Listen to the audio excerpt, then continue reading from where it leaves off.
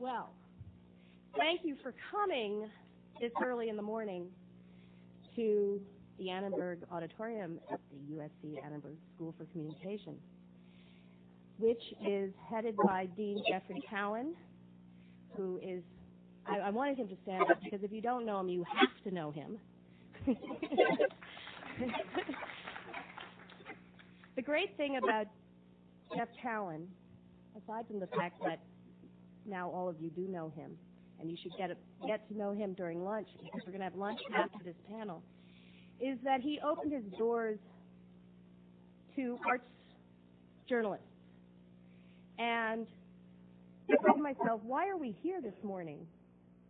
And I thought, actually George Regas here, said to me, what are we doing and why are we here? Now, anyone who's been a member of All Saints Church, and there are a few of us in this, know that he pretty much asks that every time he gets to the podium. So it wasn't a question I was unprepared to hear. But as with all questions, sometimes it takes a little bit of thought. And I thought to myself that the world is in a pretty bad place. And I was thinking about Peter Sellars here. And his play, his production of The Children of Herakles, which is about refugees and immigrants, that was written by Euripides 2,500 years ago. At that time, the problem of refugees and immigrants was great. Right now, it's even greater. At the turn of this century, there were 20 million refugees and displaced people in the world. 15,000 people lose their home every day in the world. There are 8 to 11 million immigrants in the United States. 9 million of them are in California. And with global warming, it's going to get worse, if one wants to look at it that way. And we are at war. We're at war in Iraq, in a place where this country, which owns 2/3 of the food and the wealth, we are at war in a country where every calorie we eat translates into a gallon of oil that we really want in Iraq. And where does that come? I mean, it's a very greedy move on our part. And what does this have to do with art and arts journalism, and with Jeffrey Cowan, who threw open his doors and said, let's have a program for arts journalists? Art can't change bad situations, but it can change us. And arts journalists are lucky enough and privileged enough to have repeated experiences time after time after time. Some are not so great, but every once in a while we hit those moments where we're lifted up, and for some amount of time, it's not that we're changed, we get to look around in a different way. And we should come down and be able to write about it so that everybody else who reads it can possibly have the same experience of change, and more than that, as the great John Malpeat, who's the director of the Los Angeles Poverty Department, says, you can't have change without exchange. You have to give something up. You have to exchange it. The only way is to invite some of the best communicators I know in Los Angeles to talk and to exchange ideas and talk with all of you who are a great audience. In our audience are 7 of the USC Annenberg Getty Arts Journalism Fellows. This is the 3rd year of the program. I'm going to ask them to stand up and turn around so that they can meet you, because all of you must come to lunch after this. It's a nip and tuck lunch, 45 minutes, and then we're back down here to see A Time for Drunken Horses, which is a movie that will be shown during an engagement that USC is doing that I'm very, very excited about in the fall of this year, on October 12th to 15th. It is really important to come back here because this is a taste of things to come when Peter Sellars, thanks to Madeline Puzo, Dean Madeline Puzo Theater, and you do have to stand up, I don't know where you are. Deans have to stand. Dean Puzo has gone to many of the schools in USC and said, I think it's a very good idea that we present Peter Sellars, The Children of Herakles, and that we focus as many schools as we can on the issues of refugees and immigrants. And so for the first time in USC's history, different schools, dentistry, social work, theater, communication, journalism, international affairs, I don't know all the names properly, and I don't want to get into that. But the point is that in October, from the 12th to the 15th, these different schools and these different students are going to work together to present this production by working with refugee kids in USC neighborhoods, by focusing on Euripides, by focusing on so forth and so on. And so it's a huge event, not only for USC, but in an election year, it's a huge event for all of us. Now, the fellows. Olafunke Moses, you have to stand up. I mean, sorry, this is, by the way, all very casual, you know, we're all friends. Okay? Olafunke Moses is with the Independent Weekly in North Carolina. She's the arts editor. Kyle McMillan is, wait, can you stand up long enough so they can know, if you want to talk to him, he's the critic at large at the Denver Post. So he writes about music primarily and also visual art. Tim Levin. Tim is the art critic with the Village Voice. Laszlo Molnar. He is the music critic and an editor with the Salzburger Nachrichten in Vienna. And Ella Taylor, who many of you may read, she is the film critic for the LA Weekly. And is anyone else? Ah, Kathy. Okay, there you all both are. I didn't know where you went to.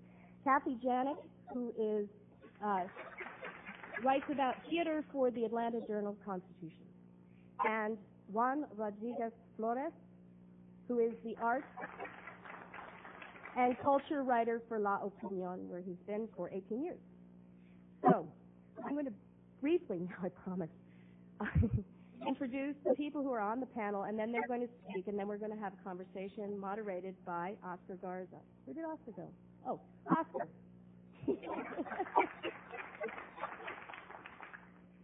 Oscar's been with the Los Angeles Times since 1989, and he is now the deputy editor of the Los Angeles Times Magazine, which published this very, very amazing article written by Grant Lee Green, LG.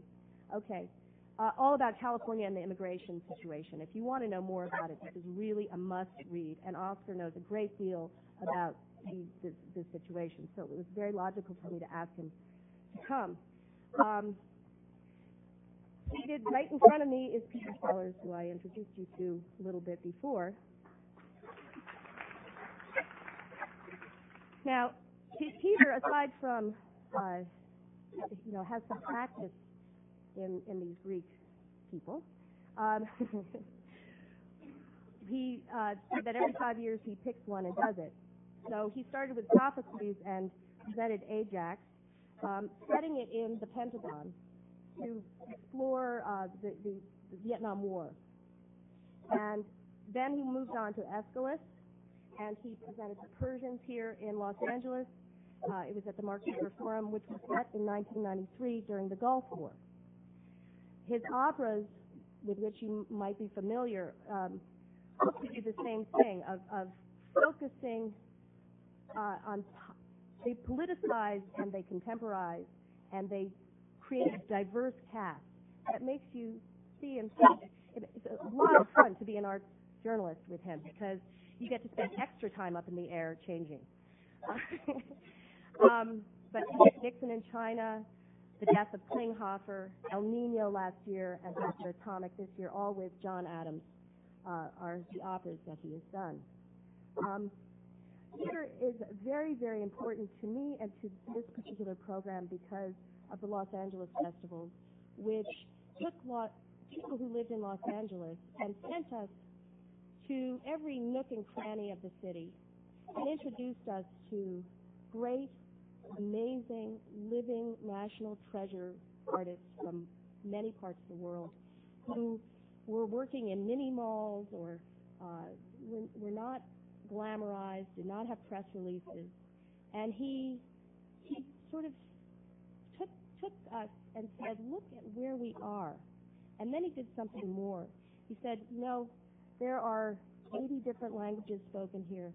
It's the Tower of Babel. And if we don't learn how to talk to each other, it's going to fall. And this is where Jeff Cowan and the School for Communication comes in, because this is a school for communication. It is our obligation to learn to talk to each other. And so I took my philosophy from Peter's admonition during the Los Angeles Festival and thought, what can I do as an arts journalist to make this not fall down? Here is Salam Al-Marayati, who is the executive director of the Muslim Public Affairs Council. And what Salam, when 9/11 happened, he came to my children's school. And I've never heard anyone speak with such grace and such understanding and such care about a very, very bad time when it was possible to have lots of misunderstanding. He is also the Interfaith Coalition to Heal Los Angeles co-chair. And to his left is George Regas, who, as I said, was the former rector of All Saints Church, but much like Salam, also works with religious issues and focuses on opposing the Vietnam War, on providing shelters for homeless, on a coalition for a nonviolent city, and using religion as opposed to faith. Religion in its original meaning is from the Latin religare, which means to connect, to join together. And all people on this panel have the desire to join together, and I don't know anyone who has shown me personally more how to join together and connect than George Regas. And so he is here, which is great. To his left is Jamal. Jamal is the artistic director of Avaz International Dance Theatre. He's also a visual artist, he's a choreographer, and he is an exile. He did not originally come here as an exile. He came here to study, and when he turned around to go back to Iran, he couldn't go back. His father died. He couldn't go and see his father before then. He is cut off from his country. He has no country. He has America. And so I asked him to come and speak personally about his life and making art here. To his left is David Sefton. David Sefton is the director of UCLA Live series at the UCLA Performing Arts. I always get that wrong. Some word dropped out there. Performing Arts, yes. Center dropped out. David came here in 2000 from England, where he was at the Royal Festival Hall in London. And his experience is what David has brought many, many, many performers from outside of the United States to Los Angeles, including tonight is the Fez Festival, and I put a flyer out there. The Fez Festival of Sacred Music. I urge you to go. It will really complete this day to go to that performance.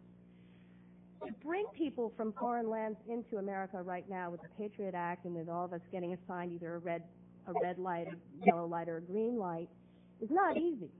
And it's not easy for David on a personal level either. He has had his struggles with visas and with getting through borders. So I wanted him to talk about what it's like to try to present art from all over the world at a time when we really need to see art from all over the world. To his left is Larry Gross.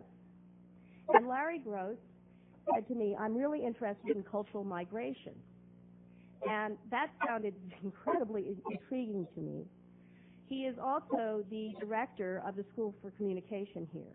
The Annenberg School for Communication contains the School of Journalism and the School of Communication. And he is the head of the School of Communication. And he was expressed a great deal of interest in the Children of Herakles. So I'm going to hand things over to Oscar, and when we're done, please come and have lunch with us, and then I'm going to scoot you down back here for the movie around 1:45, and I promise all of you will be out of here by 2. Okay, thank you.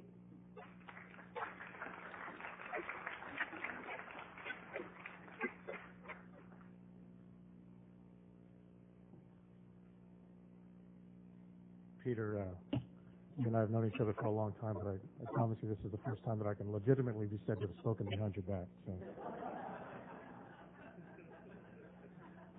I'm sorry. Beforehand. The format we're going to follow this morning, each of our panelists is going to come up to the podium and speak for a few minutes, some introductory remarks, things that they particularly want to say. And then when they're done, we'll have sort of a interchange of ideas and conversation, and then we'll also take questions from the audience with priority being given to the fellows, who actually this is what was all set up for. By way of introduction, I don't want to take too much time, except to say, just to clarify a couple of things.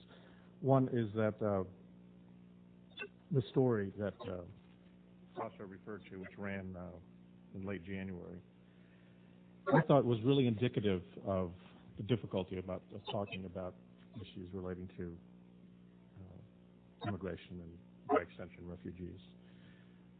It certainly can be said that here in Los Angeles, where immigration is such a huge topic of interest, there was a time where certainly a lot of immigration here was from refugees from Central America. The largest group of immigrants to Los Angeles continues to be from Mexico, and it can certainly be said that those people are economic refugees. The thing that strikes me about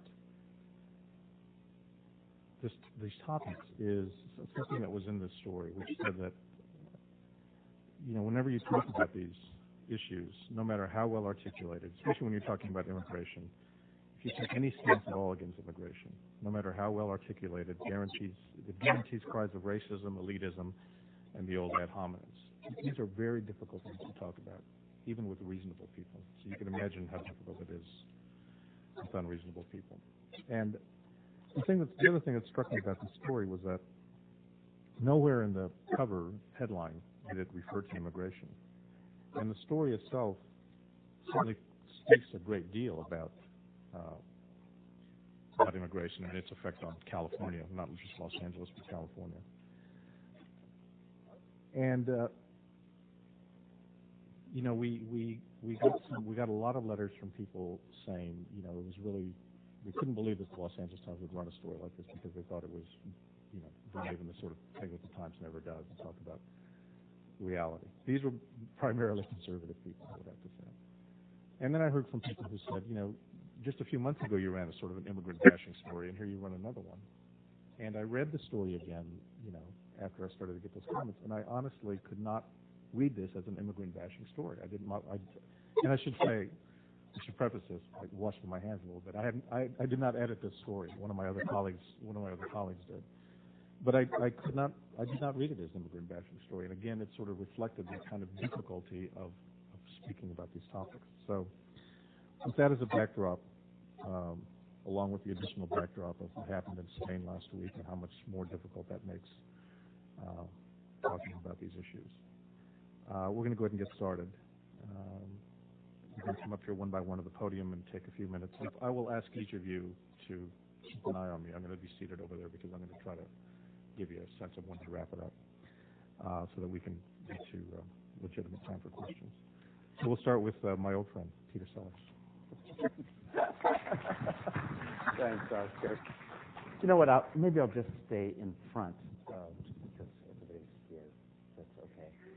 Good morning, everyone. Thank you so much for coming. I have to say, I'm very grateful to Sasha, to Jeff, to a range of people who are, to Larry, to making this possible for the fall.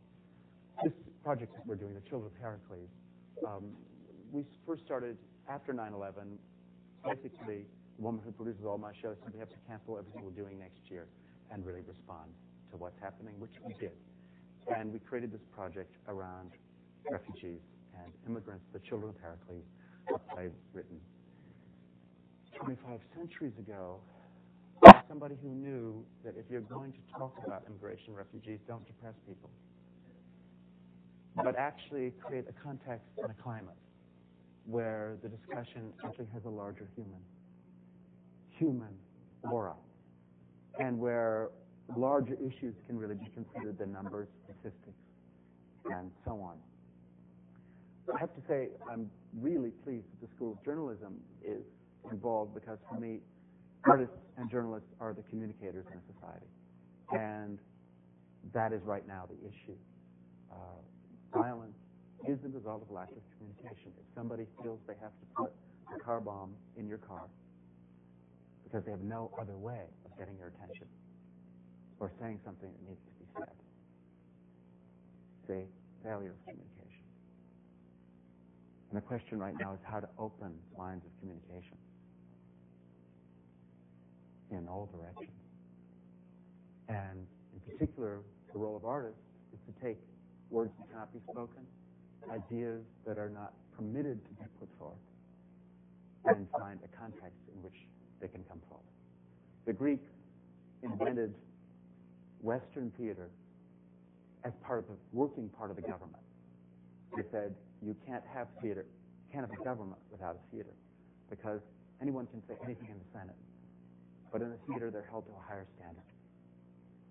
And we have to hold something in front of us that is where we're trying to go. Not where we've been, but recognize that democracy is a work in progress. It is every single day something we're still working on. We haven't gotten there yet. What's so amazing to me is, these 14 years of democracy in Greece, which was really wonderful if you didn't happen to be a woman or a slave, was very short-lived, 14 years. And yet we have Greek columns in front of the post office. What those 14 years sparked for the rest of human history that people are still trying to touch again. The idea that a democracy could function. So the Greeks really understood that in order to function, democracy had to have art and had to have a way of speaking about children killing their parents and parents killing their children. Something that in the family is not spoken about. And the Greeks found a way to carve a giant ear into the side of a hill and bring every voting citizen, 5,000 people, to speak in public about something that was unmentionable. How you treated the prisoners in the last war. Every play is about a woman, a slave, a foreigner, or a child. All of the people who do not have voice in Greek political life were given a voice in the Greek theater. And the idea was that citizens needed to be present to a debate that moved past ideological questions that were in the end sterile, and that opened into a much larger world of feeling, emotion, religion, in an interdisciplinary context that is dance, music, poetry, visual art. This totality, this larger picture. The Children of Herakles project basically comes from the fact that I think so much of the immigration discussion is not based on honest vocabulary. We have seen this before. The 20th century has left ample records of how a democracy has shifted to become a fascist state. We know the process. We have seen certain types of language used. We can't say these things are new. We really have to examine that in the fullest sense. Children of Herakles was meant to simply get everybody in one room. To, first of all, say, what are we sharing? Can we begin by sharing one room? Can we begin by all inhabiting the same space and hearing each other, not on television, but actually people sharing the same space? In the production, We started in Germany. We then did in Paris, then Rome, and then in Boston last year, at Cambridge, at Harvard. This year we're doing it in Amsterdam, in Brussels, in Vienna, and in Barcelona, and then in Los Angeles. Is to gather the players in each country, in each city, which include immigrants and refugees and immigration judges, border guards, people who are running detention centers, everybody who has to find themselves inside the current legal system. What is that experience? And what we do for the first hour of the evening is invite people to speak from the experience, not ideologically, not pro or con, but simply, what does it mean to deport this family? As a judge, as a border official, and as a group being deported. And the theater is the only place where a refugee and an immigrant can meet an immigration judge as equal, where we can actually create an area of complete equality, where we start with the fact that these two people have daughters and go from there in a conversation. A lot of our work in casting is creating the encounters between the people who need to meet each other, so that, in fact, very powerful is the hour before we go out and see the audience, because what always happens is after the event, then those people end up doing things together. They just had never met each other because it takes the DMZ of the arts, an arts project where people can lay down their weapons and just meet, to create the opportunity for somebody in the Homeland Security Department to risk saying something in public in the United States of America. We have to have the protecting surround of an arts project. And what those conversations are primarily about is I ask people to speak about what is with them those nights at 2 and 3 in the morning. What haunts them? What is the area of possibility that they're looking for in their life and in their work? Because theater and the arts are a creative space where we're not just trying to deal with what exists, we're trying to deal with what might exist. And can we open ourselves to those possibilities?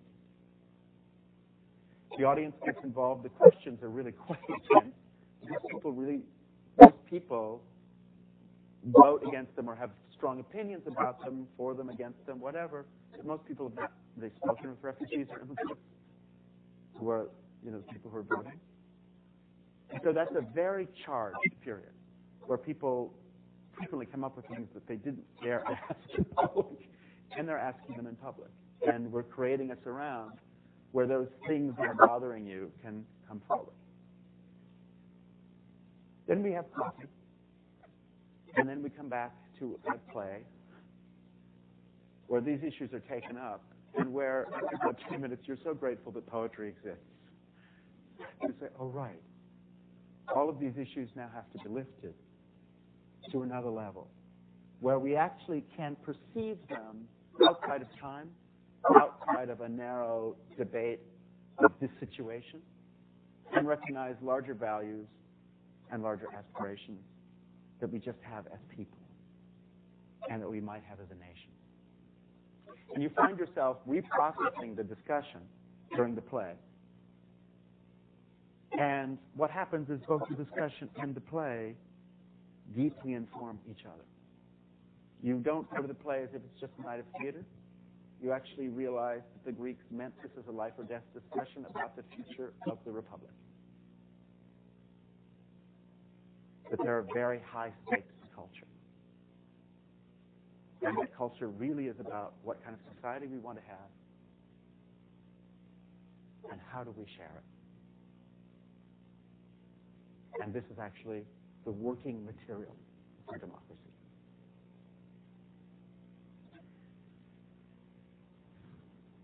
I think that's enough.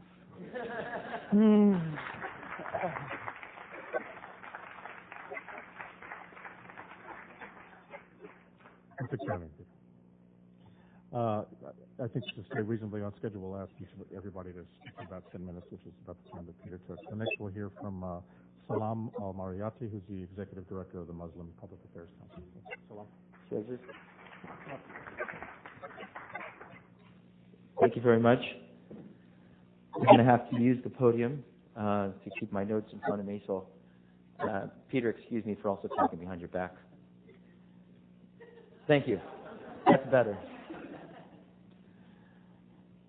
The Muslim Public Affairs Council is a public service agency aimed at disseminating accurate information about Islam and Muslims to the American public. And I think that purpose, that goal, is more important now, more important today than ever before. The hope, the ambition of our council is to develop a two-pronged approach in dealing with the problems in the post-9/11 era. Number one is to make Muslims a positive, integral part of American society, to be integrated into our pluralism. And number two, to advance U.S.-Muslim world relations towards a more peaceful approach. Those are lofty goals, obviously. And these forums today are so critical because it is clear, and I think Peter alluded to this, the governments, be they the governments in the Muslim world or our government here in the United States, are not capable of achieving those goals with the conditions that we see politically in either the Congress or in the Pentagon or in many of the capitals of the Muslim world. There is a paradigm of extremism that is just feeding into each other's paranoia about each other's extremism. That is, there is a bin Laden ideology.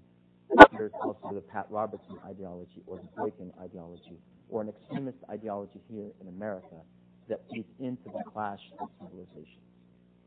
And because of this notion of a clash of civilizations, we are not really fighting terrorism. We end with a war on immigration. We end with a cultural war that really infects and hampers our progress and infects the minds of our society and especially of our children.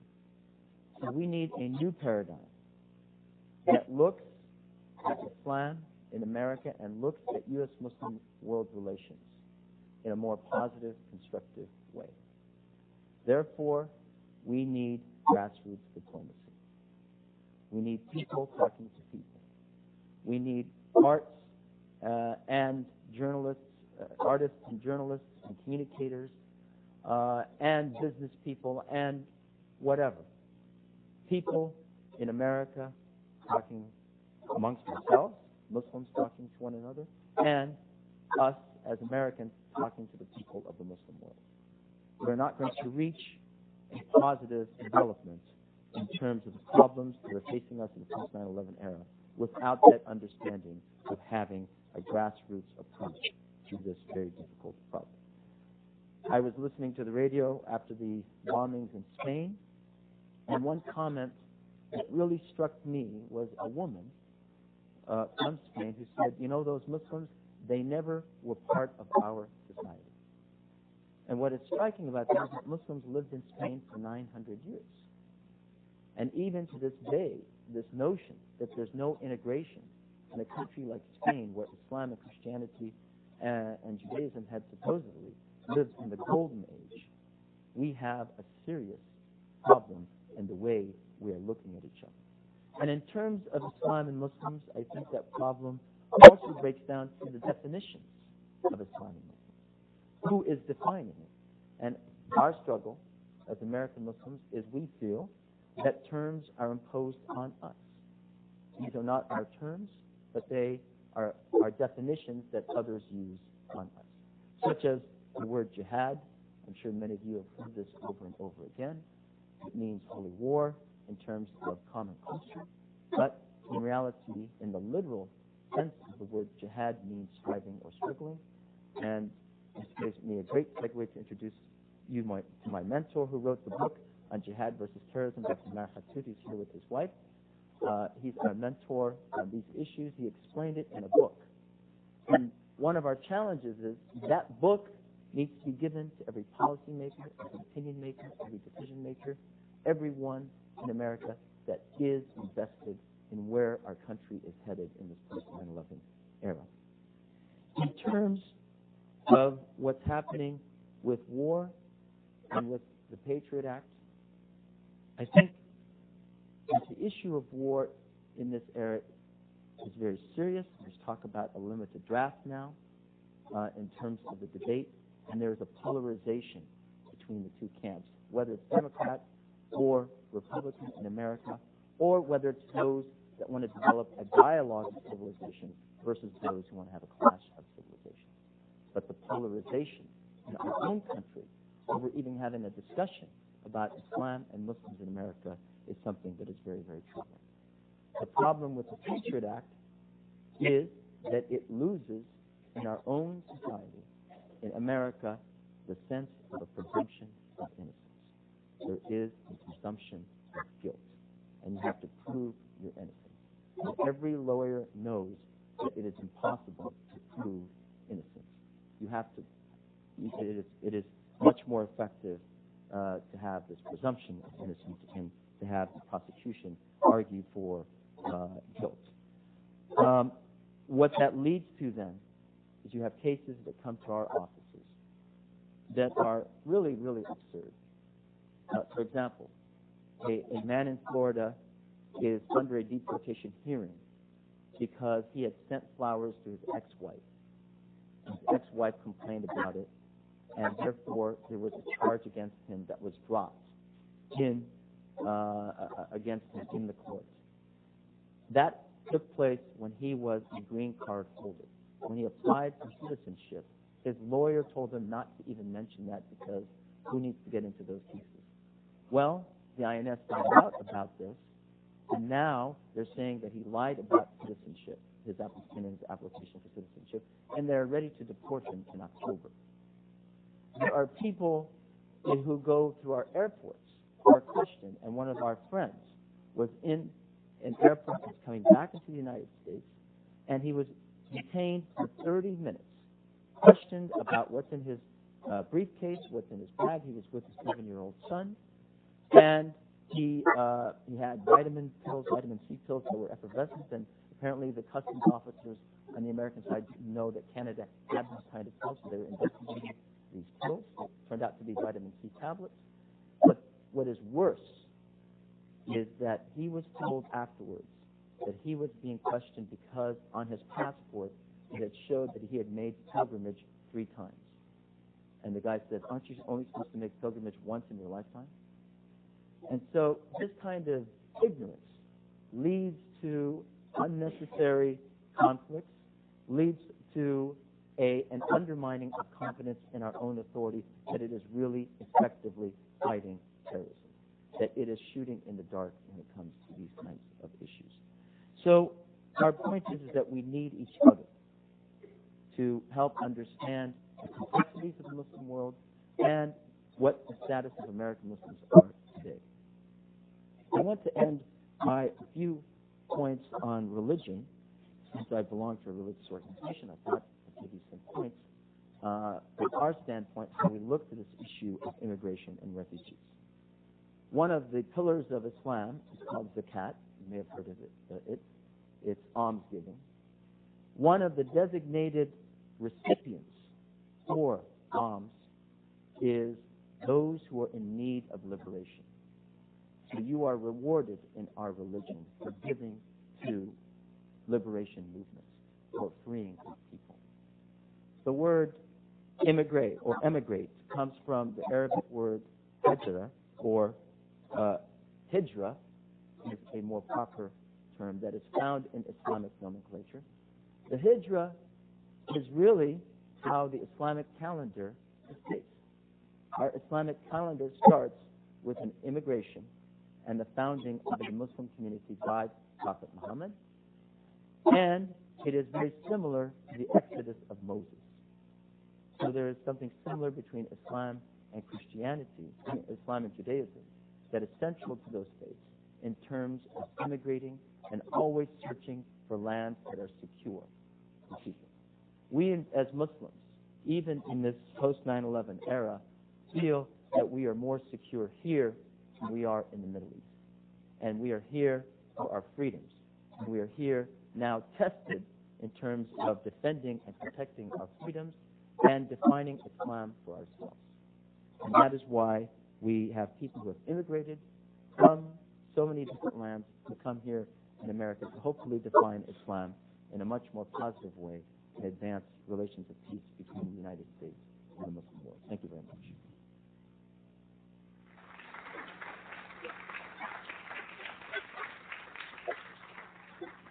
Thank you, Salam. Now we'll hear from the Reverend Dr. George Regas, the convener of the Interfaith Communities United for Justice and Peace.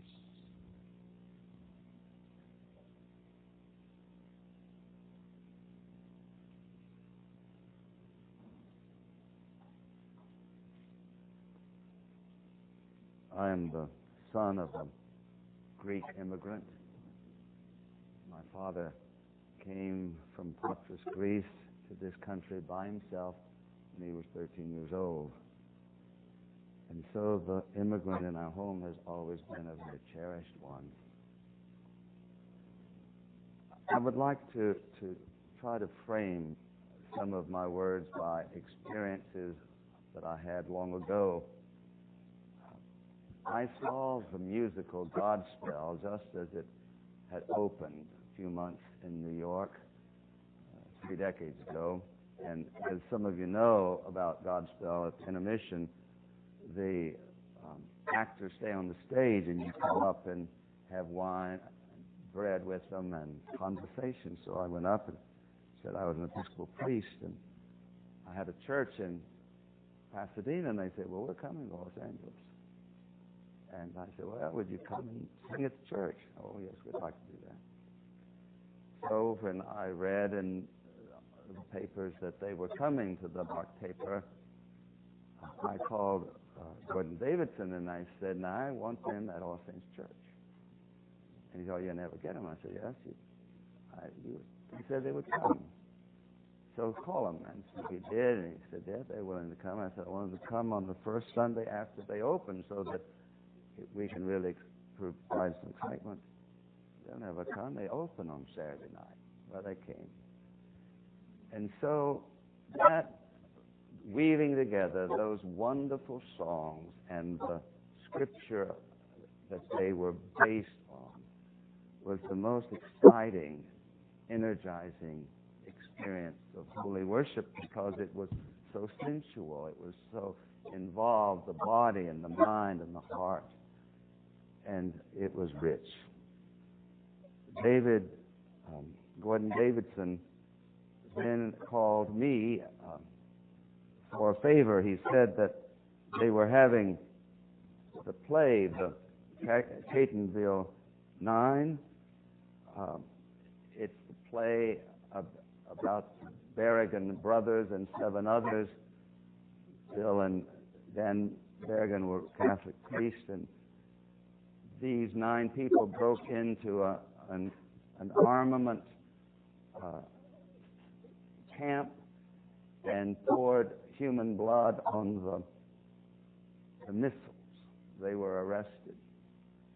And that play is about the struggle of protest against the Vietnam War. And this is 1971, when the world was in flames, when America was divided and at each other's throat.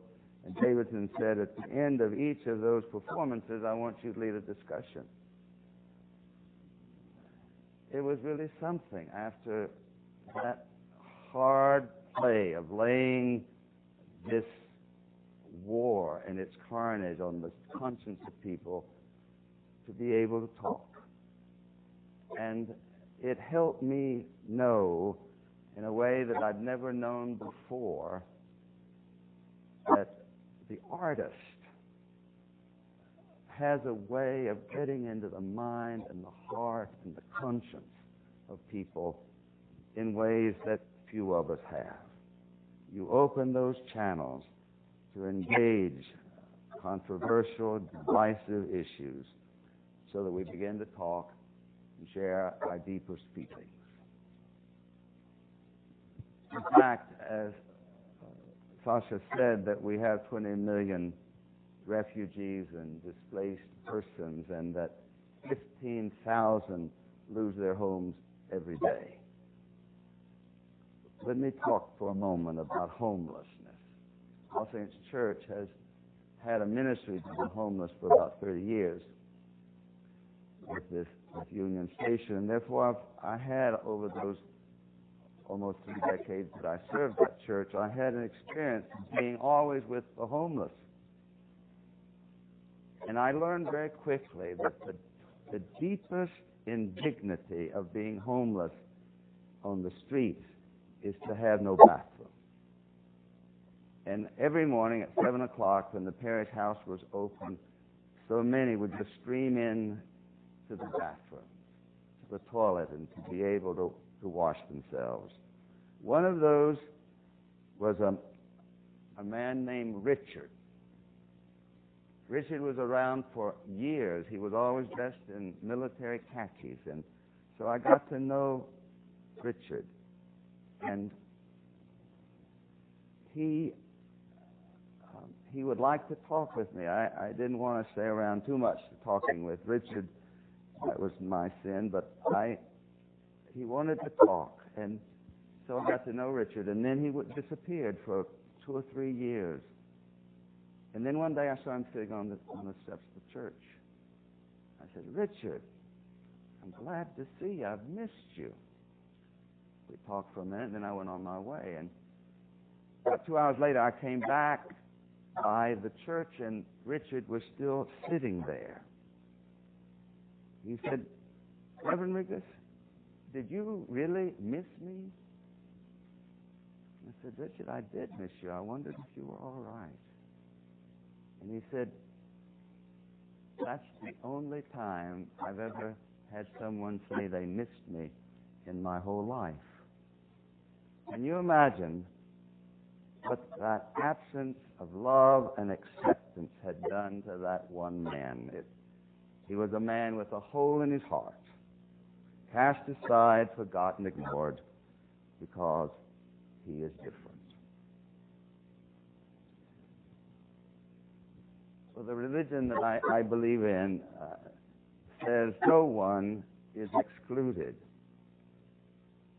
That's religion's integrity. I believe the primary quality of divine love is its inclusiveness, its universal dimension. And isn't it interesting how so many religious people want to set people apart, want to draw a circle of those who are in and those who are out? I think they are the seedbeds of the culture of war.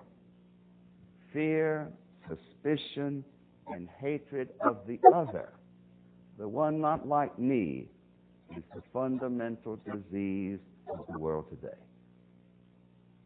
This disease of the heart is the source of every pogrom, every genocide, every ethnic cleansing, every Holocaust, every refugee denial, every immigrant bashing. It's the source, this disease of the heart, this suspicion of the other, this fear of that person not like me. It becomes the source of every racist episode, every urban riot, every gay bashing, every belligerent act against the refugee. So we need to affirm the absolute sacredness of every person, or we will face the destruction of this precious earth. Everyone is sacred. We have a common humanity.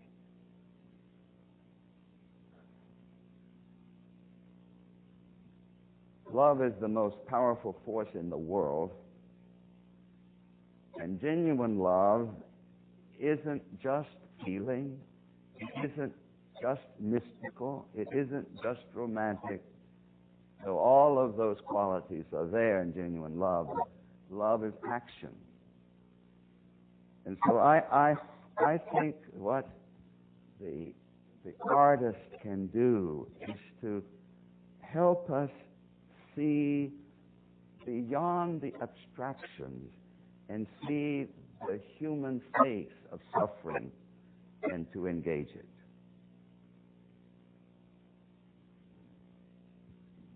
Fred Hoyle, in 1948, said, "Once a photograph of the earth taken from outside is available, a new idea as powerful as any in history will be let loose. Now such a photograph is available, and they show clearly that it's one world. There are no boundaries. We are interconnected, and the survival of one is dependent on the survival of all. And in the nuclear age, the smallest unit of survival is the whole world."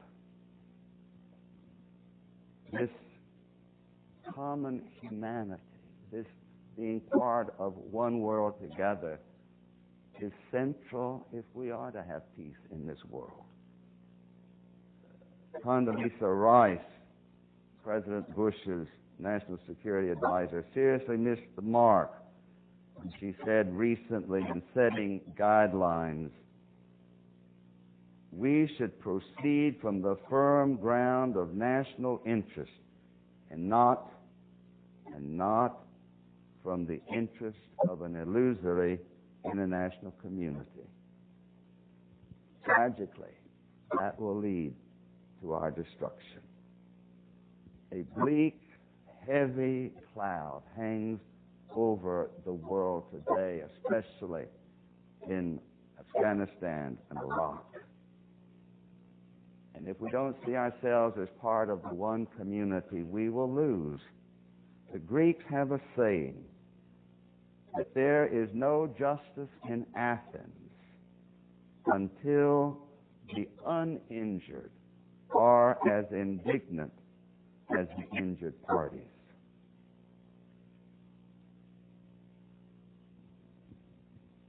It is that common humanity that I hope to see as I make my journey through this hard and difficult and wonderful world.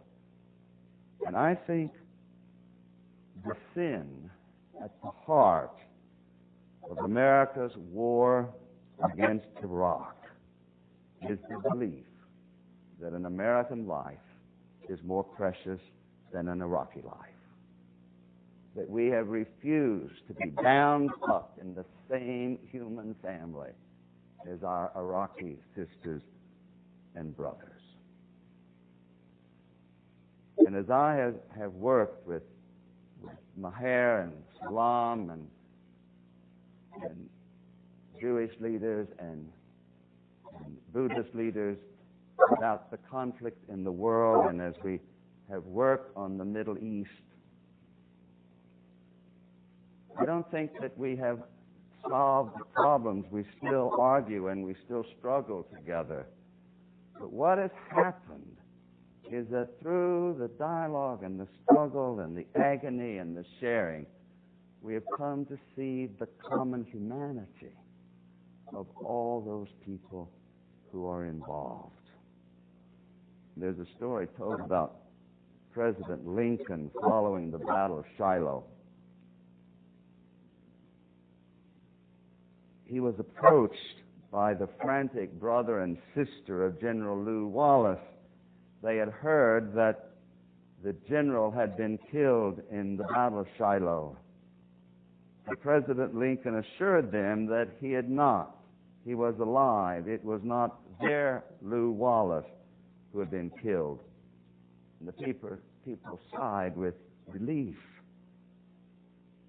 And then the president responded with that compassion that had marked his whole life. Oh, but it was somebody's, Lew Wallace, to somehow see our membership in the human family. And then the last thing I want to just say a word about is that the artist, the writer, has the task of filling me and you with hope that we can create a different kind of world, the hope that we can mend the universe, the hope that refugees and immigrants can find a place of dignity in our midst. To be able to hope, to be able to know that a new day can come is the power that we need. Jim Wallace, in his book, The Soul of Politics, says, hope is not simply a feeling or a mood or a rhetorical flourish. Hope is the very dynamic of history. Hope is the engine of change. Hope is the energy of transformation.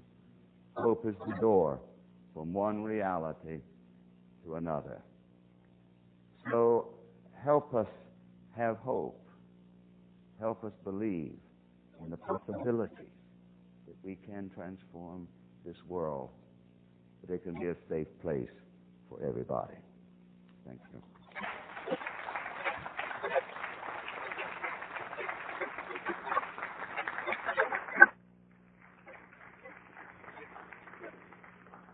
Thank you, Reverend. Jamal is the co-director. You got musical chairs. The director of the Avaz International Dance Theatre. Jamal. Thank you. Around 3 weeks ago, I received this invitation in the mail, and I saw the names of this distinguished guest, it's an honor for me to be in this panel. I find my name says Jamal, space, exile from Iran. The word exile, if you haven't really experienced it, you don't really know what it means. It took me back 28 years ago, Tehran, Iran. One evening I was listening to a broadcast from BBC, and it was a political program that was broadcast from London, and it mostly was about political point of view from those British political people and Iranians that lived in British. And the word exile was repeated several times. And at the time, I truly didn't know what it meant. And in context of a particular situation, an Iranian scholar, that they were discussing his situation, and I was listening, and I was trying to figure out what does it mean, exile? What is this word? First I thought perhaps it means he's getting some sort of fellowship, scholarship, to go abroad and for higher education. And till I reached my dictionary, Persian dictionary, and I was searching for the meaning of it. And in this Persian dictionary was saying tab'id, T-A-B apostrophe I-D.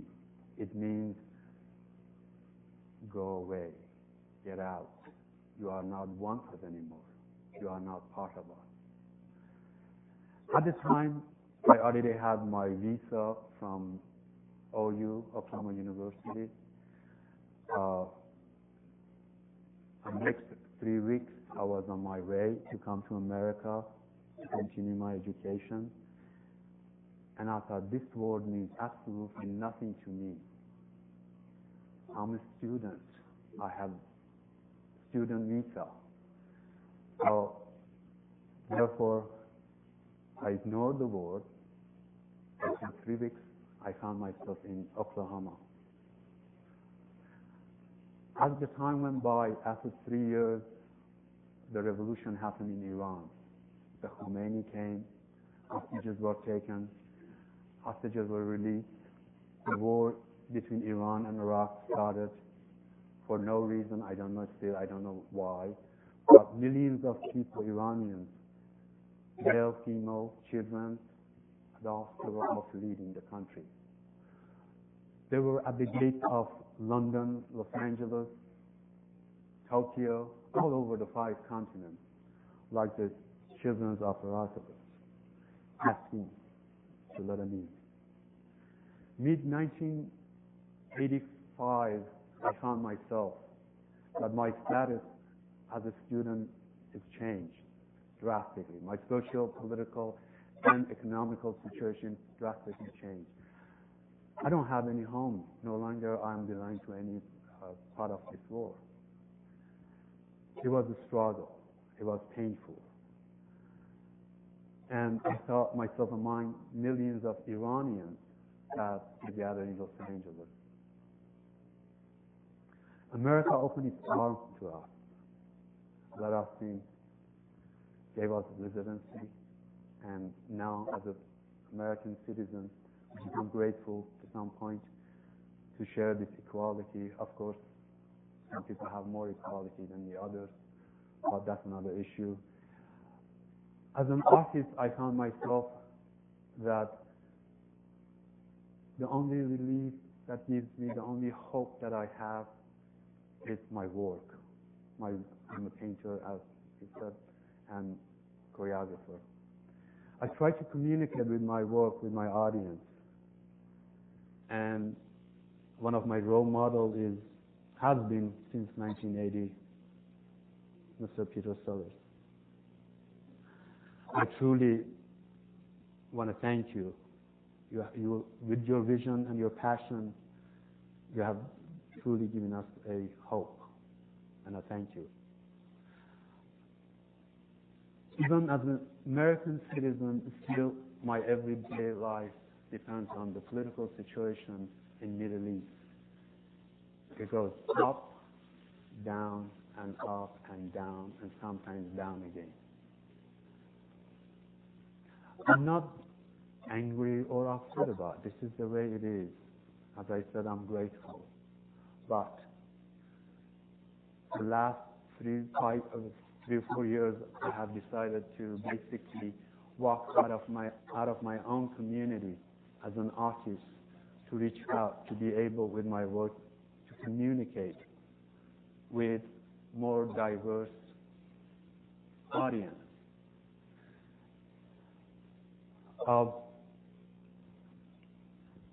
Sometimes I feel like still I'm in a confusion of what is this exile means. I truly, beside pain, I haven't found any other meaning for it. It hurts.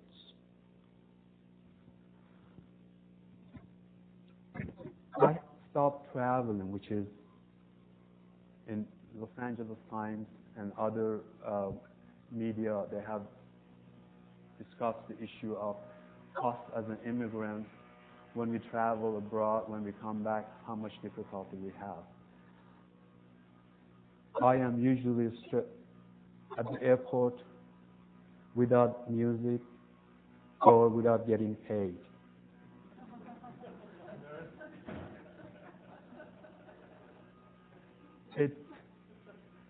It's truly, if I couldn't look at it with some sort of sense of humor, it's ongoing pain. And I know the rest of my life it's going to stay with me.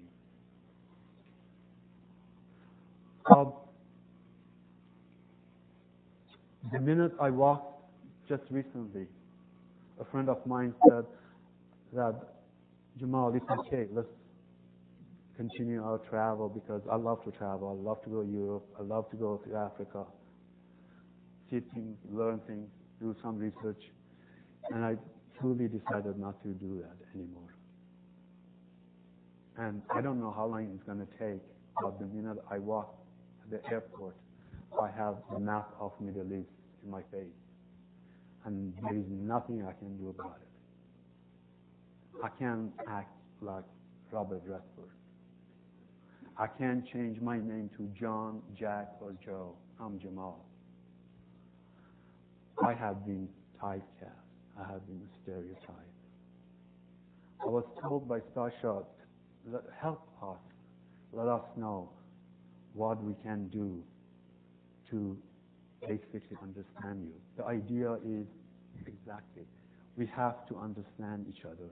We as an artist are individual. I was born with no choice in Iran, in Middle East. I can't change that. I had choice to choose America as my home. I thought with doing this, everything will be okay. But it's an ongoing harassment, an ongoing sadness, and ongoing trouble for us. Now, as we come into this global village, I hope all of us to download the beauty of our differences and celebrate that, and delete, or I better say, spam the ignorance. So hopefully we can, with understanding each other, live together in peace. Thank you.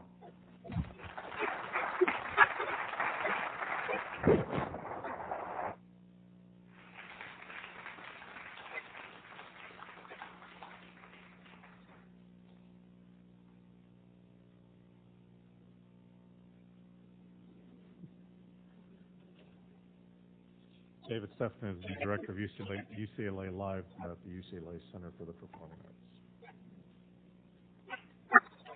Thank you. I'm not quite sure how to follow that. I can only really glib, which is what I do best, so I'll stick with that.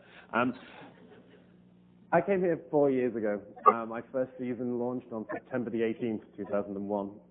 So I've kind of always felt, to use Art Spiegelman's term, that what I've done has been in the shadow of no towers. In order to address that, I launched an international theatre festival to deal exactly with creating the kind of forum that Peter described with considerably more eloquence than I can. It was a conscious decision, but it made my life incredibly difficult. And I thought it might be, I said, I don't know what it's like dealing with the INS, so I will. I am the principal petitioner for many of the companies that come in, because we're the only people bringing them into the country, which means that I do deal closely with the INS, incredibly closer than anyone would ever wish. And for the first festival, I think I had 12 visas outstanding at Laguna Niguel, which is famously in this country the worst office, which is, that's like saying you were a really bad Nazi. It's really bad. And I got a call, which is in itself quite unusual, from a senior officer of the INS, because obviously so many of these petitions had come up with my name on, that it just sort of hit the radar. And this guy, and my apologies for the apology accent, but I have to try and do it.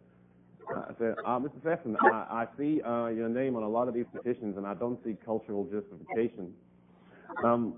And this is like many of them. I mean, we're talking like, this is places, Robert Wilson and Tom Waiter's names attached from Denmark. This is like the most important Italian theatre company. There's a lot of, really big stuff on his desk. And I wanted to know what he meant. I said, well, you're looking at petitions for major companies, respected, for coming to a respected research university for a major international festival. Does that not speak to cultural justification? No. I said, okay. I said, well, then, out of interest, what would? What do you believe speaks to cultural justification? He said, well, if I can see some history in what they're doing, some historical content, that's fine. Okay. Well, in the case of the Italians, the Città Raffaello Sanzio, they are making references in their work to go back to Dante.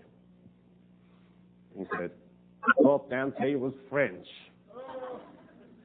This is all true. And I thought, oh boy, I'm in big trouble. No, I think he was Italian. I'll get back to you. We got our visas this time. And to this day, my staff believe it's because he went away and looked up Dante and realized I was right. And for once, we could claim a kind of Pyrrhic victory. But it's actually got worse. I mean, much worse. And I can't believe that I'm now saying this, because if you'd asked me 4 years ago if I thought it could get worse, I would have said categorically not.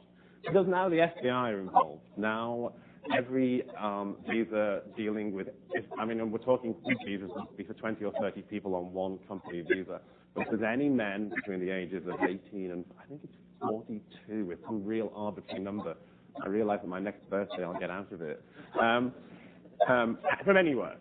This is actually one flag-waving democratic sector. It doesn't matter where you come from. If you're a man between those ages, you have to go for face-to-face interviews in your American embassy at home. And the FBI will sit on your application. And I had another bizarre conversation with the INS. And the INS were complaining to me about how frustrating it now was, because the FBI wouldn't tell them how long they were going to take. And I actually felt quite good about that. I thought at least the INS had a sense of how we've been feeling for the last 4 years. And I looked at the applications that I've had turned down or that have somehow timed out, which is because basic bad maladministration has also become a factor. And the one I lost last year was 15 Belgian school children coming to perform a play. And you really think, hang on a minute, I just can't see this. What threat do these average age 12 Belgian school children face to national security? And of course, it's got nothing to do with national security anymore. It's just about keeping this barrier built. But the fact that I've had 4 denials, 5, one actually ended up coming through for Cuban artists. And you think, hang on a minute, I don't think they even got listed on the axis of evil. Why is it Cubans? And of course, it's just a kind of blanket, we can do what we like and we'll prove it.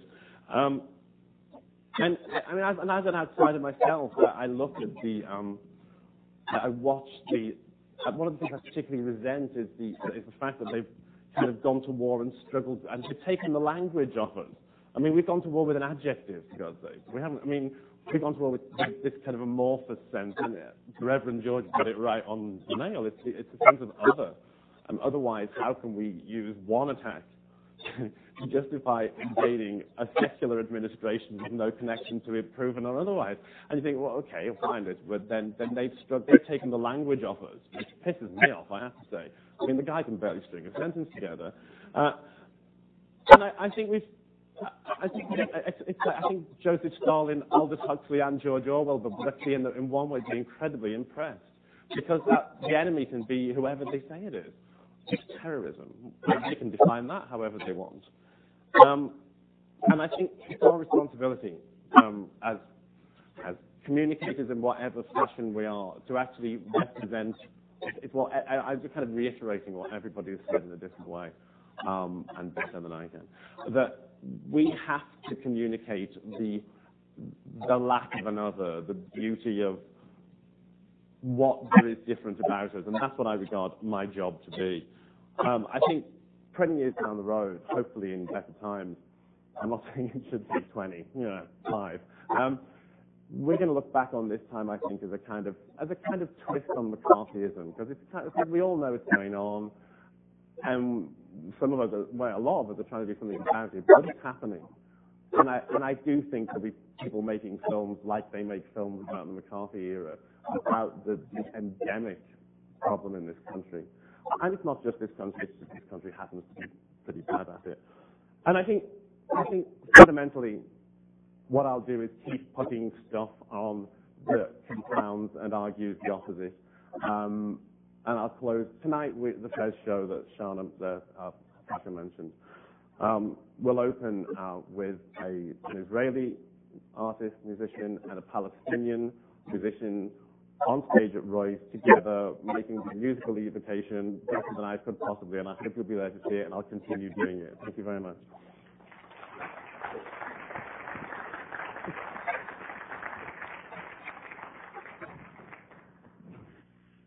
David. And finally, we'll hear from Larry Gross, the head of the School of Communication here at the Annenberg.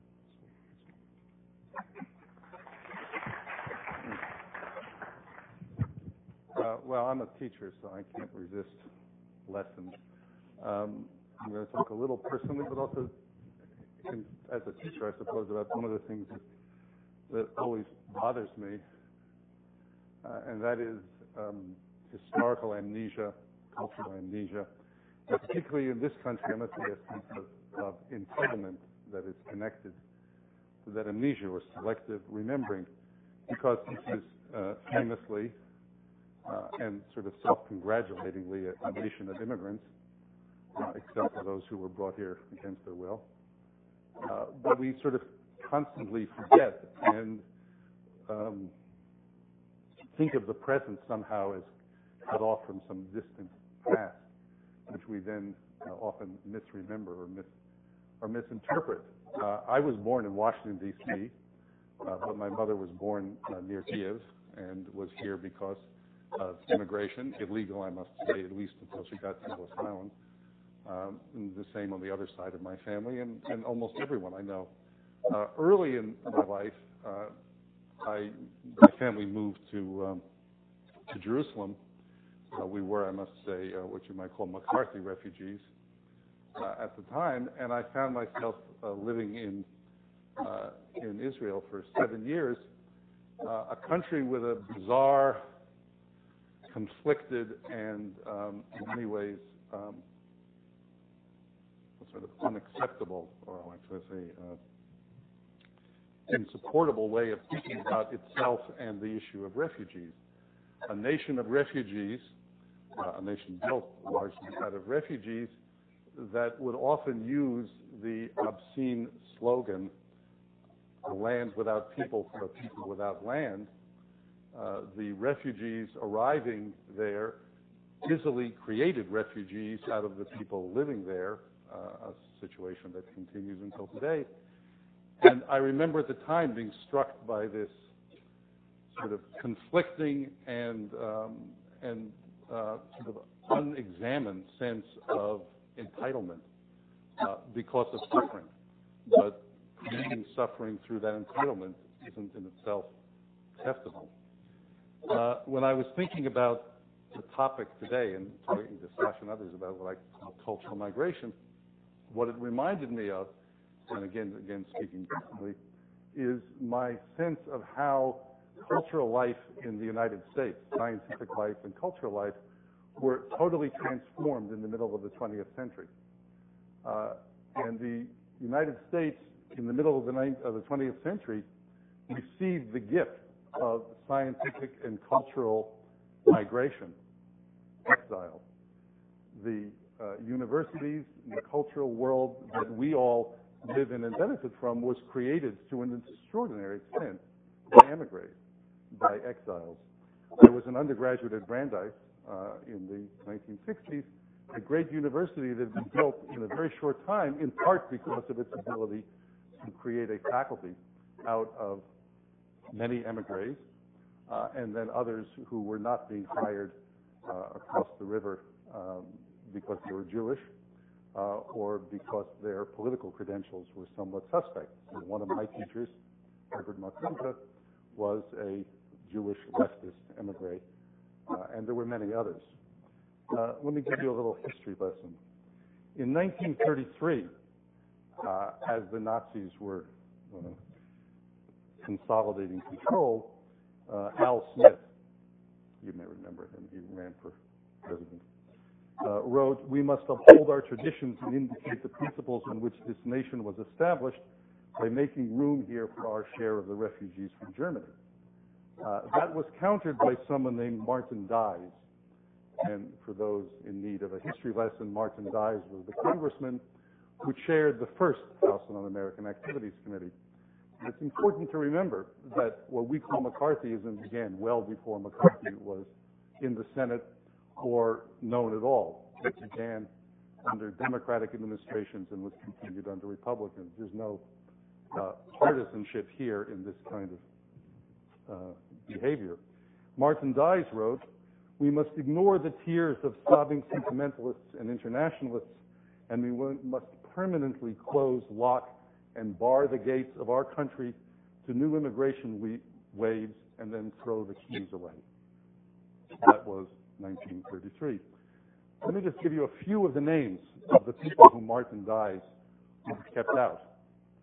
Some of the most famous, you don't need me to tell you, Albert Einstein, Igor Stravinsky, Arnold Schoenberg, Bela Bartok, Paul Hindemith, Leo Szilard, John von Neumann, who is the genius behind the computer revolution, Edward Teller, the genius behind the less fortunate revolution, Thomas Mann, Ferenc Monnier, Vladimir Nabokov, Marc Chagall, Jacques Lipstick, Max Ernst, Joseph Albers, Fernand Léger, Marcel Breuer, Gropius, Mies van der Rohe, Marcel Duchamp, Salvador Dali, George Gross, Erich Leinsdorf, Arthur Schnabel, Vladimir Horowitz, Rudolf Serkin, George Zell, Bruno Walter, and in the social sciences and philosophy, my area in which I was trained, Karen Horney, Ernst Christ, Eric Erikson, Kurt Levine, known here as Kurt Lewin, Erich Fromm, Rudolf Arnheim, Paul Lazarsfeld, Franz Neumann, Hans Morgenthau, Hannah Arendt, Herbert Marcuse, Theodor Adorno, Max Horkheimer, Leo Lowenthal, Claude Levi-Strauss, who spent the 40s in New York at the New School, Ernst Panofsky, Paul Tillich, Rudolf Carnap, Bronislaw Malinowski. The list is amazing and endless. It is almost inconceivable to imagine the American scientific establishment, artistic establishment, cultural establishment without the unbelievable transfer of talent and skill that occurred during that period over the objections of political isolationists who wanted to lock the doors. But it is also dangerous to think about the Nobel Prize winners, 24 of them in that group, and the world-class, world-famous musicians, artists, architects, and so forth, because those are the ones we know about. American culture was transformed in many other ways, not as visible, not necessarily to be looked up, in library shelves or in the on the walls of museums. That kind of cultural enrichment is what this country has been built on and needs for its constant revitalization. And we must remember in the future, and in the present and the future, to side with Al Smith and not with Martin Dies. Thank you.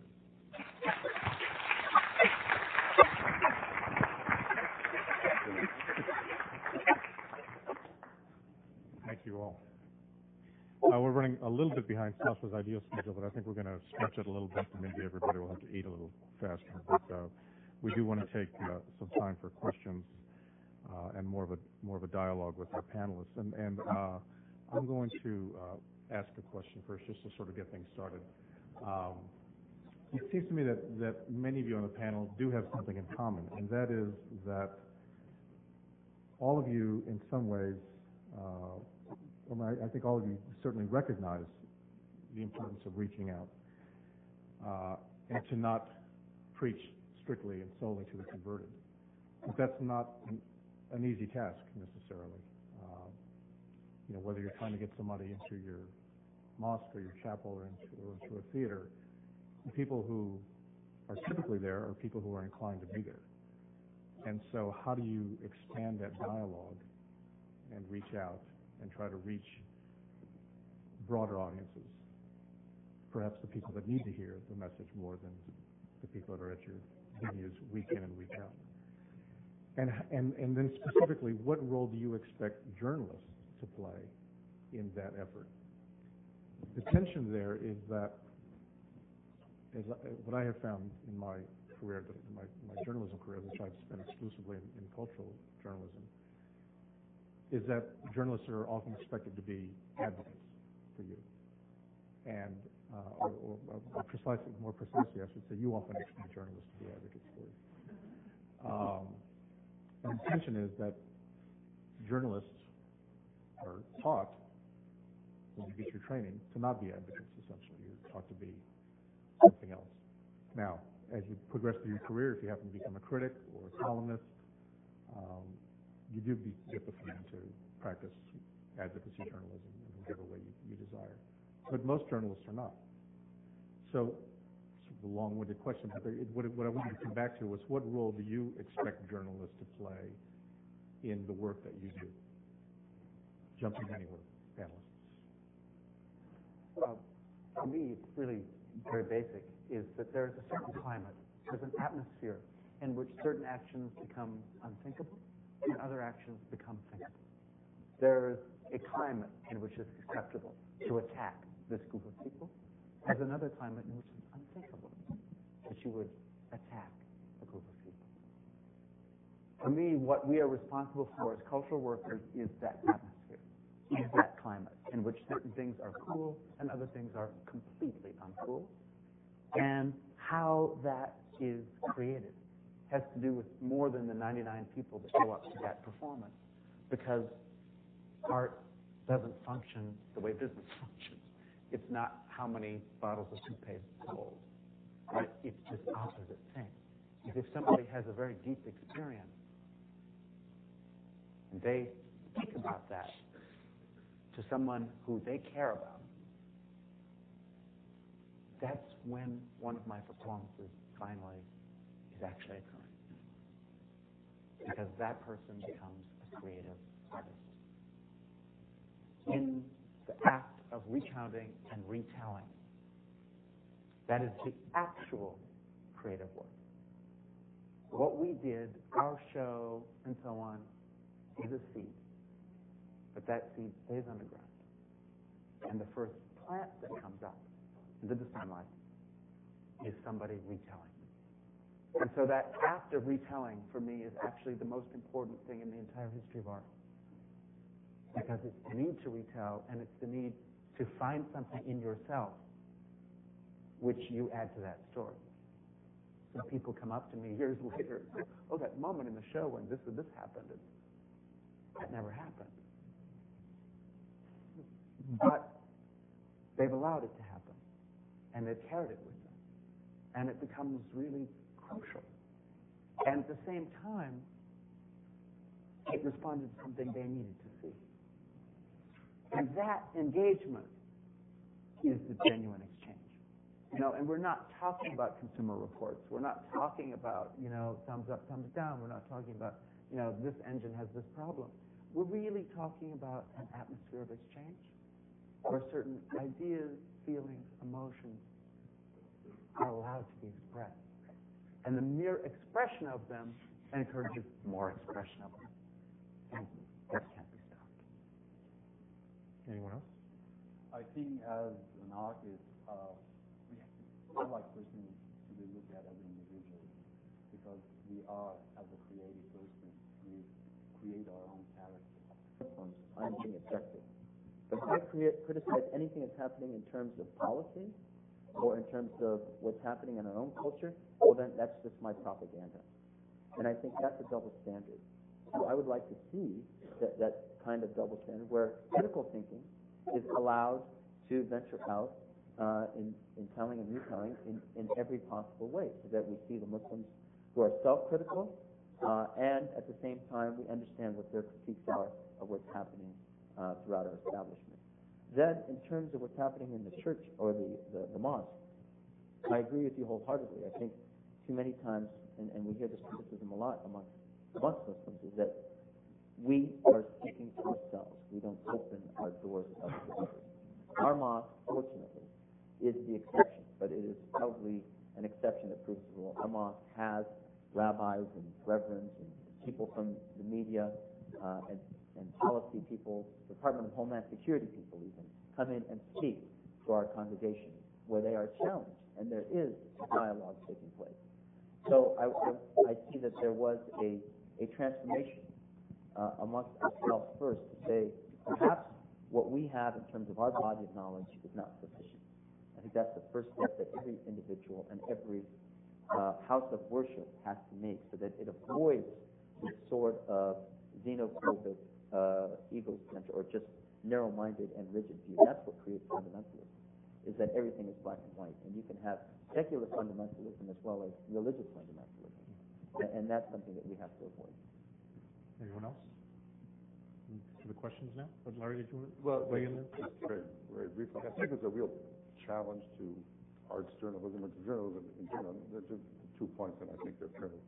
So one is that nobody encounters the arts without prior screening these days, which is to say there is a critical screen that comes between the public and the arts. It is almost impossible for a citizen to come into contact with something that we'll call a work of art in whatever medium without some prior critical gloss on it. For a variety of reasons, but one of which is the publicity machines ensure that you won't come to it that fresh. So that the role of the critic often becomes, or the journalist becomes that of trying to bring the audience there without overly shaping or framing. And it's very hard to do. You get the Consumer Reports, you get this kind of thing. And it's a tricky question, partially as we move into the kind of thing we're talking about here, that there's a sense that the arts are supposed to somehow be apolitical.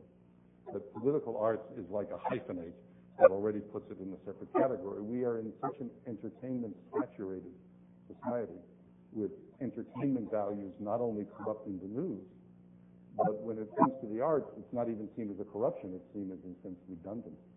The notion that art should be anything other than entertainment, which of course they always have been and must be, is an additional challenge. Like now it's going to be difficult. Now it's somehow going to be unpleasant. Now, and that's where, of course, you get the preaching to the choir.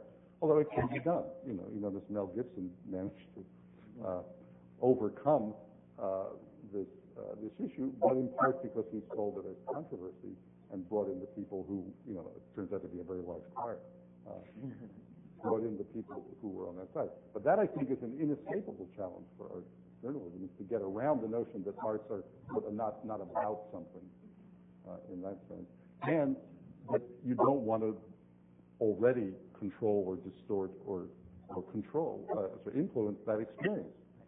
It's almost impossible to achieve that. But I think that life is political. Yeah. And I think that people that talk about separating religion and politics, art and politics, are not talking about the real world. I agree. Let's go to some questions, and there's people passing microphones around. So if you would, let's start. I want to start with the fellows, and then we'll get to everyone else. Ella, you want to wait for the microphone?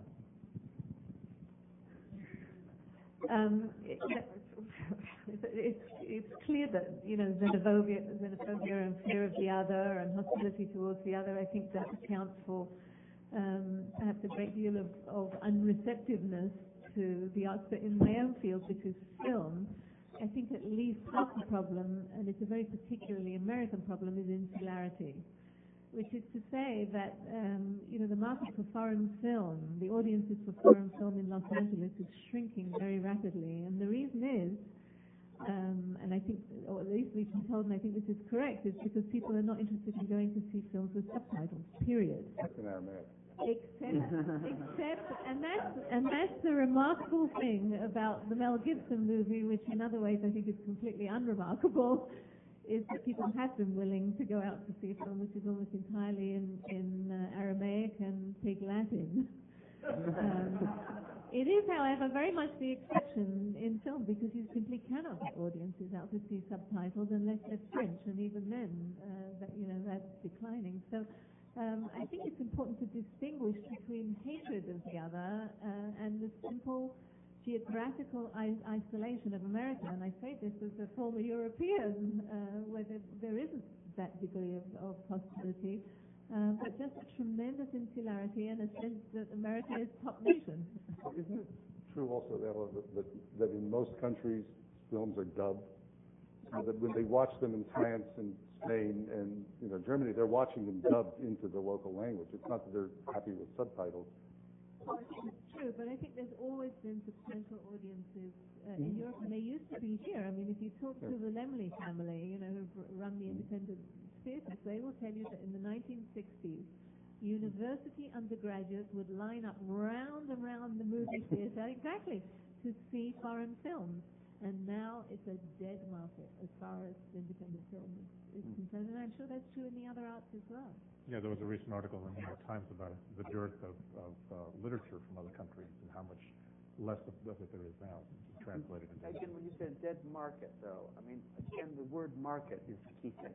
Because universities and societies were founded, in fact, not as marketplaces, but as something people were interested in and got those movies to their campus and showed them on whatever projector, in the dining hall on a bed sheet. And to me, that's where we are again. And great, let's move. This ridiculous notion that everything has to be institutionally blessed in order to exist or be part of the market economy, when in fact most of what we do is not part of a market economy, actually. Most important things in most people's lives are not part of a market economy. And the idea that we're trained only to focus our radar on what's part of our market economy in our own lives drives me crazy. And you want to say, wake up, everybody. There's a lot of things you can't buy or sell, and that, like your life. And could we now allow some room in print and in public to talk about those things, and not say the limit of what we're allowed to talk about is something that has a price tag? Let's go. Question here. As you said before, the essential thing is communication. Now we are sitting here in a school of communication, and I think there has never been so much communication before than we have now. I mean, I don't know how many TV channels there are in this country. So in Europe, where I come from, we're getting more and more every year. And so I think there's so much information available as there has never been before. So, but what's wrong with that? What's happening here that this information which is available obviously is not of a quality that makes people more understand what's happening, rather than they just see or hear what is happening or what the media mean they should think that is happening. So where does that come from? I mean, where were these journalists or these media people trained to work in a way they are doing and to create information which is obviously not satisfactory and not of a quality that makes life better, which it was probably intended to do at the beginning. So, I mean, I'm glad that I can ask this question at a school of communication. Well, maybe I should say something. Representing the School of Communication, in communication, there's something beyond the number of channels. It's called the signal-to-noise ratio. And a lot may be more noise and less signal. One of the factors and one of the reasons why there are so many channels and why we are saturated in messages of all sorts is that these are commercial media. And they are there because somebody hopes that an audience will be attracted by the message and see the ad. In this country, at least, and I think increasingly in the rest of the world, the media are commercial, which is to say, consistent with the fear thing, it's a business. And the media are a business that sell a product. That's what businesses do. The product that the media sell, which is a question I often ask students, and they rarely get the answer right away, the product they sell is the audience. When you're watching television, you are being sold, or your attention is being sold, which is to say your potential interest in buying a product is being sold. This is very mystical and superstitious, but it is a mysticism and a superstition that is the economic basis for a multi-billion-dollar industry, which is to say people put real money down in the hopes that a lot of people will see an ad which they didn't tune in to watch. They tuned in to watch the program, but that ad somehow over time will make them more likely to buy Tweedledum than Tweedledee the next time they're in the supermarket. That's why it's there. It's there because somebody is waving that at you to get your attention for the product. That really is, as bizarre as it sounds, the economic basis of this entire industry. It's not there because anyone asked for it. And even, 100 years ago, or not even that much, not more than that, most products were, media products, print products were there because somebody had a rational notion of an interested audience. They might be able to get their interest. But the growth of the commercial media, which is the stuff that wraps around the ads, changes the nature of the of the equation. And it now becomes a matter of whatever it'll take to claim you can attract attention so that they might also look at the ad. I mean, that's the large reason for the enormous amount of noise that's crowding out that signal. But the other part is that we have allowed that. Oh, yes, no, we've allowed it. Most people are quite happy with it. Well, they used to do surveys, something called the Television Information Office, would do surveys which asked people whether watching commercials was a fair price to pay for seeing the programs, which supports the notion that it's free. It's actually not free. You pay at the cash register, not at the screen, because the price of all that commercialism is built in as a tax-deductible cost of doing business in this country, so we're all paying for it whether you watch it or not. And yes, we've agreed to it because this country, and I gather others increasingly, have been sold on the idea that that's all good. And they're very good at making things that people like to look at. It doesn't speak well for us, but it's true. The most compelling cap to Larry's argument is the fact that virtually every communications industry or television broadcast, company, their reaction to the introduction of technologies like TiVo that enable viewers to, very easily and getting easier every day to get commercials. They're outside themselves. Yeah, they're completely panicked. Do you have a question? Right in the front there. Yeah. First, I wanted to just respond to Avaz. I think you may be confusing availability with communication. Just because there's a lot of information out there doesn't mean that it's being communicated with anybody. And then I wanted to go back to Peter to the very beginning, and I'm not sure either you answered the question or I understood your answer. So I want to rephrase it. Let's pretend you're bringing Children of Herakles to Atlanta.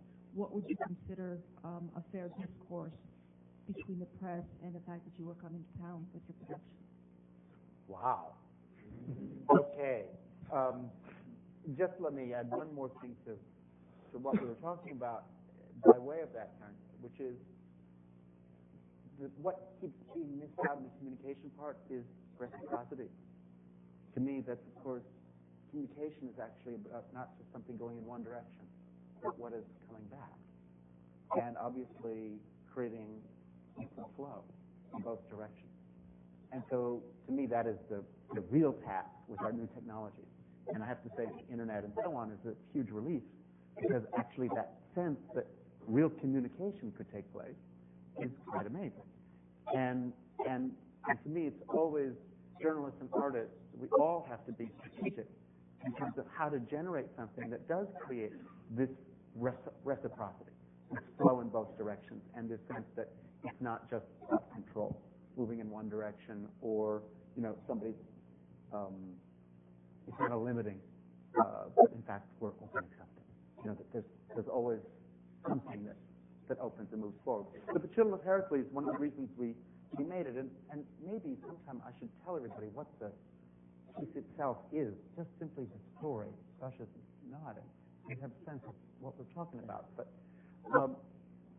just to say, one of the reasons we designed it was so it could be off the arts pages as well as on the arts pages. So in Paris, it was 8 pages in Libération, 3 pages in Le Monde, 2 full pages in Figaro, not in the art section. We were actually using the arts as a way to focus hot-button national issues and to bring some kind of interesting, larger scope and radar than is usually applied to the question, either in the narrow terms of what you described, Oscar, as front-of-the-paper reporting, or in the kind of the bind that so many arts reporters are in that they also are not able to, most reporters know so much more than they're allowed to say. And this actually created the possibility for reporters to operate more creatively as well. And one of the tasks in Children of Herakles is the very process. Can I mention 2 things about the Children of Herakles without being rude to anybody? I didn't speak about the children in the Children of Herakles. The story, which I'll just tell you in 3 minutes. Hercules, strongest man in the world, lived every day of his life as a slave. The king Crete, Euripides, he had his 12 labors to perform. And of course, it's an image all over the world that your dad is the strongest person in the world and the slave. The last of these laborers killed him, and the king that imposed him said, okay, now I'm going to kill his children. His public relations people said, well, that's not really the best way to go. Maybe you could just exile them. So the children are sent into exile with the grandmother and an old fighting companion, Hercules. Then the king rethinks that and says that was too easy. He calls the heads of every European and Mediterranean country and says, if you let these people into your country, we will declare war on you. So children and old people are turned away from every country in Europe and every country in the Mediterranean. Finally become two packs. The Athenians say, of course you're welcome. Our place is a refuge. The gods have told us that our prosperity depends on our generosity to others. Please be welcome. Come make yourself at home by the altar. Then Conde Rice arrives with a beautiful speech saying you're either for us or against us. If you put these people back into our custody because they are murderers with a terrible history of crime behind them, there are enormous economic advantages for you and your country. Should you choose not to cooperate, this will be war. Then in one of the most amazing things in the history of drama, the Athenian citizens have a discussion about this, and they decide to go to war to fight on behalf of the rights of refugees and on behalf of open borders. Then message from the oracle comes that for the Athenians to win this war, they will have to sacrifice a 14-year-old girl. The real politics show up, and suddenly the president of Athens said, sorry, the deal is off. I'm a mother. I cannot give my 14-year-old daughter or ask any of my citizens to sacrifice one of their children. So, sorry, the people have to go. And then one of the young women, one of Hercules' young daughters, 14 years old, says, I will give my life so that my brothers and sisters never have to go through this again. And in an amazing speech, critical of her elders as being humiliating victims for 2 generations in front of the world, instead of showing the world that we're strong and we can do something, she offers her life. We stage the sacrifice where we cut her open like an animal on stage, and it's very intense. While the children watch. Now the children, there are 20 of them on stage, and they are refugees in the city that we're working in. Euripides knows exactly what he's doing. He has them silent, on stage, watching you. And you can't sit for 2 hours and watch these young people watching you and still think they're a threat to world peace. But really profoundly, they're not consulted. It's as if they're in the airport holding room while adults discuss their fate. The Greeks win the war, and the children are released. And Euripides wrote this 25 centuries ago that they leave the stage and go up to each person in the audience and say, thank you for letting me into your country.